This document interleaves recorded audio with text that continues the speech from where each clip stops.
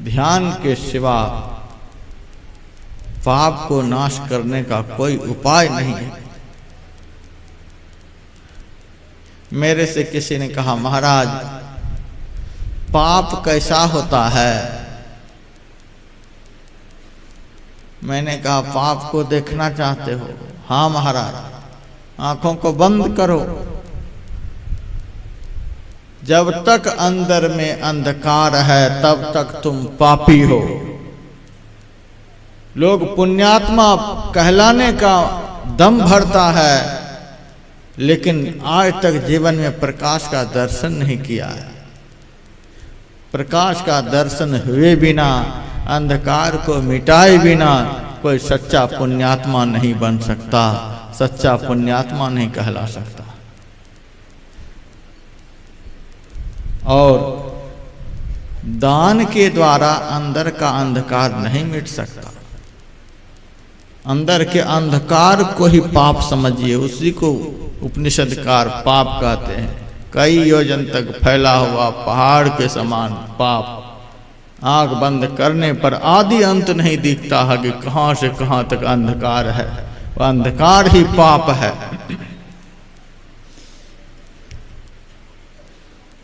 दान करने से अंधकार खत्म नहीं होगा, तीर्थ से अंधकार खत्म नहीं होगा, मंदिर मस्जिद से अंधकार खत्म नहीं होगा, व्रत उपवास से अंधकार खत्म नहीं होगा। बस एक ही उपाय बतलाया गया, भिद्यते ध्यान योगेन। ध्यान करने से अंधकार खत्म होता है।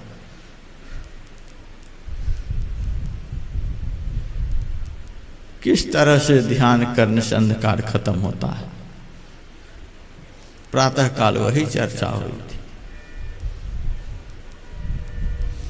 संशयों का नाश, पापों का नाश, पाप के पहाड़ का नाश, अंधकार राशि का नाश एकमात्र ध्यान योग के द्वारा होता है।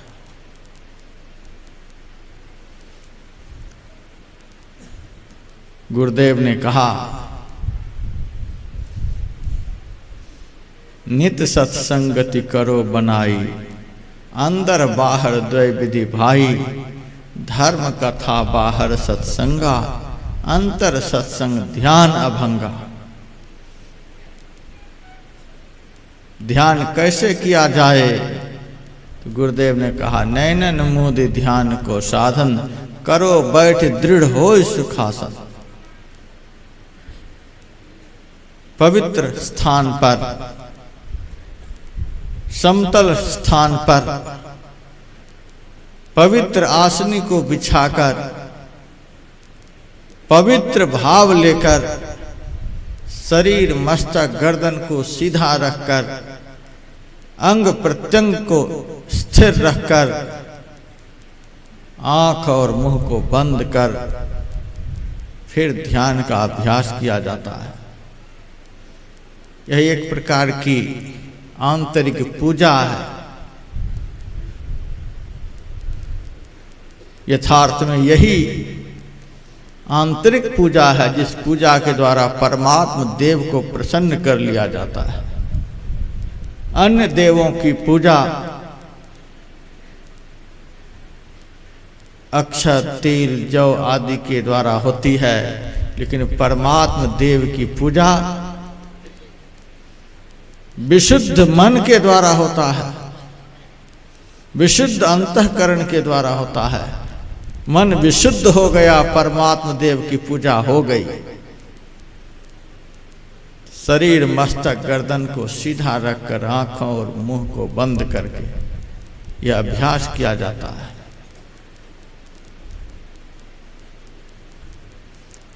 गुरुदेव ने कहा, नैनन मूदि ध्यान को साधन, करो बैठ दृढ़ होय सुखासन, मानस नाम जाप गुरु केरा।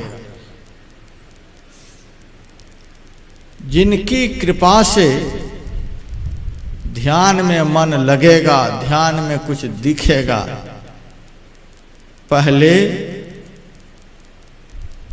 उन्हीं का स्मरण किया जाता है। हम लोगों को गुरुदेव ने प्रतिदिन के लिए यह सार शिक्षा प्रदान कर दिया है। गुरु जाप मानस ध्यान मानस कीजिए दृढ़ साध कर, इनका प्रथम अभ्यास कर श्रुत शुद्ध करना चाहिए। प्रधानमंत्री की बराबरी में कौन बैठेगा? जो प्रधानमंत्री की बराबरी का होगा। कलेक्टर के बगल की कुर्सी पर कौन बैठेगा? जो कलेक्टर के ही समान योग्यता रखने वाला होगा।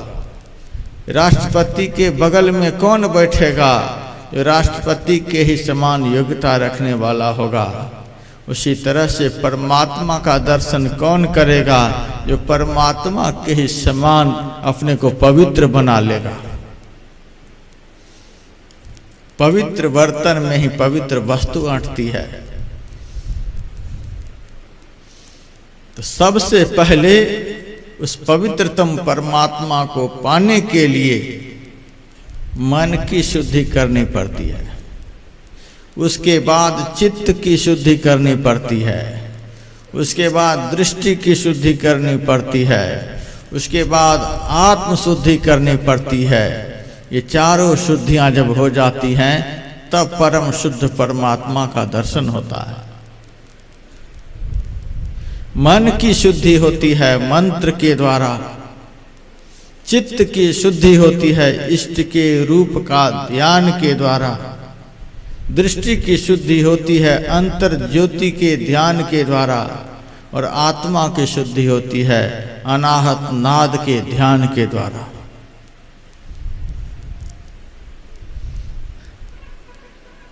मन की शुद्धि हुए बिना चित्त शुद्ध नहीं हो सकता। चित्त की शुद्धि हुए बिना दृष्टि शुद्ध नहीं हो सकती। दृष्टि शुद्ध हुए बिना आत्म शुद्धि नहीं हो सकती। सबका एक दूसरे से संबंध है।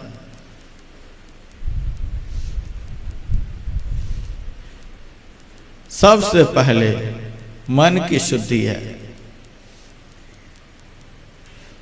मलिन मन में विकार का उत्पन्न होता है। मलिन मन में विकार उत्पन्न होते हैं। विशुद्ध मन में पवित्र भाव उत्पन्न होते हैं। अभी आप लोग सत्संग कर रहे हैं, अभी आप लोगों का मन शुद्ध हो रहा है। इसीलिए यहाँ बैठे रहने पर मलिन विचार जल्दी उत्पन्न नहीं हो सकता। और अन्यत्र मन में मलिन विचार उत्पन्न होते रहते हैं। तो मन की शुद्धि के लिए मंत्र जप है। चित्त की शुद्धि के लिए इष्ट का ध्यान है। दृष्टि की शुद्धि के लिए ज्योति का ध्यान है। और आत्मा की शुद्धि के लिए नाद का ध्यान है। जगत गुरु शंकराचार्य ने बतलाया, अंदर का नाद जो है वह आत्मशोधक नाद है। आत्मा का शोधन हो जाता है। आत्मा तो शुद्ध ही है, फिर आत्मा का शोधन कैसे होगा? आत्मा तो विशुद्ध तत्व है। आत्मा की मलिनता क्या है? अंधकार, प्रकाश और शब्द के आवरणों से आवृत रहना, यह आत्मा की मलिनता है। ये तीनों आवरण जब आत्मा के ऊपर से उतर जाते हैं तब आत्मा विशुद्ध हो जाती है। तीनों आवरणों को उतार देने की शक्ति एकमात्र अंतर्नाद की साधना में है। जब तक अंतर ज्योति का दर्शन नहीं हो जाता तब तक दृष्टि की शुद्धि नहीं हो सकती। लाख सत्संग सुन लेने पर भी दूसरे की बुराई, दूसरे में बुरापन देखने का भाव मिट नहीं सकता। जैसे पंडाल से निकलते हैं दूसरे की बुराई ही नजर आती है। केवल सत्संग करते रहने से ऐसी दृष्टि नहीं बनेगी, जप के द्वारा भी ऐसी दृष्टि नहीं बन सकती, स्थूल रूप के ध्यान के द्वारा भी ऐसी दृष्टि नहीं बन सकती। हम लोग प्रतिदिन आरती में गाते हैं, निर्मल ज्योत जरत घट माही, देखत दृष्टि दोष सब छीजै। जब विशुद्ध प्रकाश का अंदर में दर्शन होता है तब दृष्टि की मलिनता खत्म हो जाती है।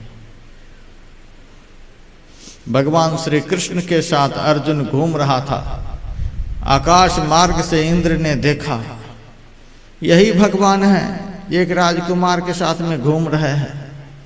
भगवान क्या ऐसे होते हैं? परीक्षा लेने की भाव उनके मन में जागृत हुआ। यदि ये सही में भगवान होंगे तो इनकी दृष्टि पवित्र होगी, और पवित्र दृष्टि होने पर वह दूसरे की बुराई को देख नहीं सकता। परीक्षा लेनी चाहिए। उन्होंने एक कुत्ता का रूप बनाया, कुत्ता भी कैसा, पूंछ कटी हुई है, बहुत सारे घाव हैं, कीड़े खा रहे हैं घाव को। इस तरह का वेश बनाकर भगवान के सामने से वह कुत्ता भागा। अर्जुन कहता है, भगवान देखो यह कुत्ता कैसा है, कितना पाप किया है।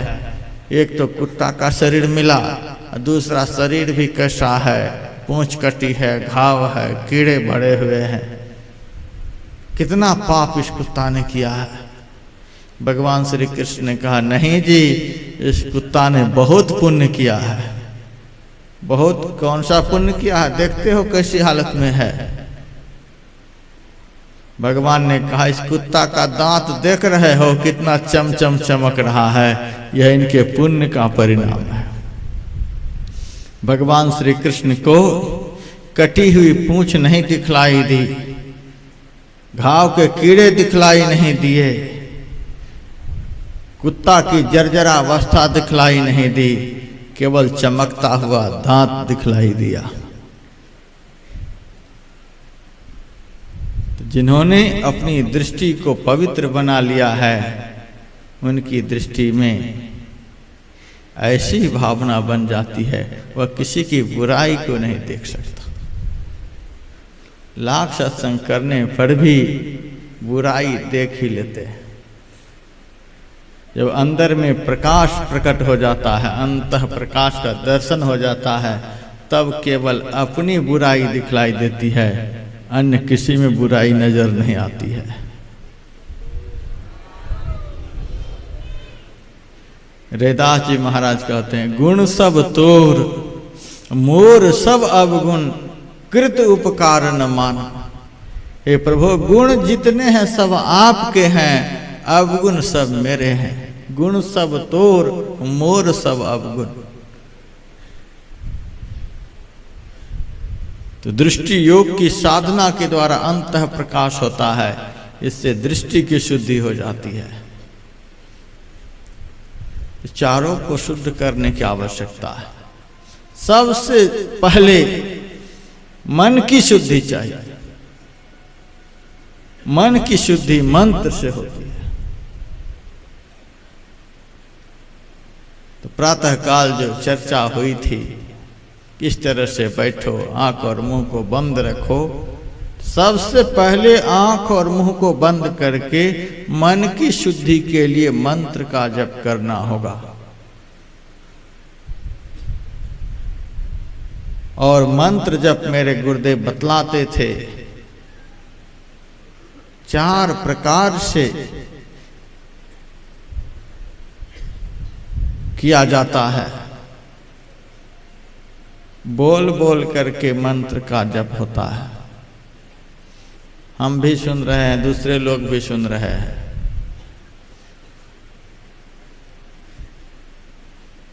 ओष्ठ को हिलाते हुए भी मंत्र जप किया जाता है। श्वास श्वास में मंत्र का जप किया जाता है, और मन ही मन मंत्र का जप किया जाता है। बोल बोल कर जप जो किया जाता है उससे 10 गुना श्रेष्ठ उपांशु जप कहलाता है, जिसमें केवल ओष्ठ हिलता है। उपांशु जप से 100 गुना श्रेष्ठ श्वास जप कहलाता है, जो जप श्वास श्वास के साथ होता है। श्वास जप से 1000 गुना अधिक श्रेष्ठ मानसिक जप होता है, जिस जप का संबंध केवल मन से होता है। लेकिन ध्यान रहे, वाचिक जप किए बिना उपांशु जप नहीं हो सकता, उपांशु जप किए बिना श्वास जप नहीं हो सकता, श्वास जप किए बिना मानसिक जप नहीं हो सकता।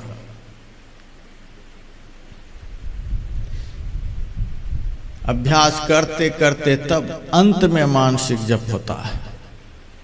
कहने के लिए कह दीजिए मन ही मन जप करते रहो, यही मानस जप है। नहीं नहीं, यह तो जप का अभ्यास है। हम जब उत्तराखंड में रहते थे, एकांतवास के लिए जाते थे, तो जप को गीत की तरह गाते रहते थे। जैसे आजकल के नवयुवक सिनेमा के गीत को दिन रात गाते रहते हैं, उसी तरह से मैं किसी भजन के तर्ज पर जप को गाता रहता था। गाते गाते 2-3 घंटे तक गाते गाते जब मुंह बंद होता था, तब भीतर से आवाज आने लग जाती थी। तब भीतर ही भीतर मन उसको गाने लग जाता था। जब होठ से बहुत देर तक गाएंगे, तब कुछ देर के बाद उस मंत्र को मन गाएगा। खूब गाते रहे। कुछ लोग भ्रम में पड़े हुए हैं, महाराज दूसरा आदमी यदि सुन लेगा तो पाप लग जाएगा। बतलाना नहीं है कि महाराज ने यही मंत्र दीक्षा में दिया है। सुन भी लेगा तो क्या हो जाएगा। अपने आश्रम पर एक वृद्ध महात्मा रहते हैं। उनको जब बुलंदशहर में बहुत आग्रह किया गया तो मंत्र बतला दिया। तो गुरु महाराज के सामने शिकायत हो गई, गुरुदेव, इस महात्मा ने एक व्यक्ति को आपके आदेश के बिना ही मंत्र बतला दिया। गुरुदेव ने कहा, क्या जी, तूने मंत्र बतला दिया बिना पूछे ही? हाँ सरकार, मंत्र बतला दिया। मंत्र क्यों दे दिया? उन्होंने कहा, मंत्र ही तो दिया, जहर तो नहीं दे दिया। बोलने में बड़े विकट महात्मा, जहर तो नहीं दिया, मर तो नहीं जाएगा, इससे कल्याण ही तो होगा, इसीलिए दे दिया। क्या अन्याय हो गया। गुरुदेव हंसने लगे, देखो कितना पवित्र भाव है। जहर तो नहीं दे दिया, मंत्र ही तो दिया, इससे कल्याण ही तो होगा। आपने मेरे कल्याण के लिए मुझे बतलाया, मैंने दूसरे के कल्याण के लिए दूसरे को बतला दिया। कौन सा अन्याय कर दिया। अभी भी जीवित है, मैं बहुत आदर करता हूं। रामानुजाचार्य को उनके गुरु ने यही कहा था, बेटा यह बड़ा ही कल्याणकारी मंत्र है, दूसरे को नहीं बतलाना। जीव का कल्याण करने वाला, जीव का उद्धार करने वाला यह मंत्र है, किसी को नहीं बतलाना। अच्छा, इस मंत्र से जीव का उद्धार हो जाता है, कल्याण हो जाता है। हाँ ठीक है। रामानुजाचार्य कांचीपुरम में अत्यंत विशाल मंदिर के